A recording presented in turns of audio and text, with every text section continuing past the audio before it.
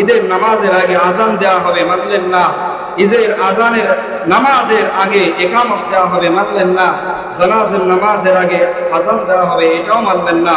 কিন্তু আপনি ইসলামের নতুনত্ব সৃষ্টি করলেন। আল্লাহ নবী সাল্লাল্লাহু আলাইহি সাল্লাম বলেন যে আমি ইসলামকে পরিপূর্ণ করে দিয়ে গেলাম, ইসলামে নতুনত্ব কোনো বিষয় নাই। যেরকম হাসান হুসাইনকে কেন্দ্র করে ভাই হুসাইন ভাই হাসান করে বিলাপ করা হয়, এটা ইসলামের ভিতরে এই যে আপনি নতুনত্ব সৃষ্টি করলেন, এটা বিদআত। আর শয়তান চায় আপনাকে দ্বারা বিদআত করাবে।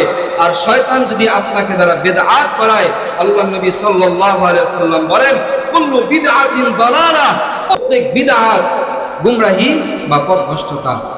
আপনি পথভ্রষ্ট হওয়ার জন্য আপনার জন্য বিদআতের আমলই আপনার জন্য যথেষ্ট। তাহলে সর্বপ্রথম শয়তান আপনাকে শিরকের গুনাহ করাবে, সেই গুনাহ থেকে আমাদেরকে বাঁচতে হবে। তারপর শয়তান আমাকে বিদআতের গুনাহ করাবে, তারপর শয়তান আমাকে কুফরের গুনাহ করাবে। কুফরের গুনাহ কি? কুফরের গুনাহ হলো আমি মুসলমান হয়েছি কিন্তু নামাজ ফরজ, এই নামাজকে আমি অস্বীকার করলাম, তাহলে আমি কুফরি করলাম, কুফর হয়ে গেলাম। এটাকে বলা হয় কুফর। যে ইসলামের যে ফরজ বিধান আছে কেউ যদি তা না মানে তাহলে সে কুফরি করলো, কুফরের আমল করলো। মুহতারাম হাজরিন, শয়তান 1 নম্বরে 3 হলো শয়তান আমাকে আপনাকে চায় যে আমি আর আপনি কুফরের আমল করি।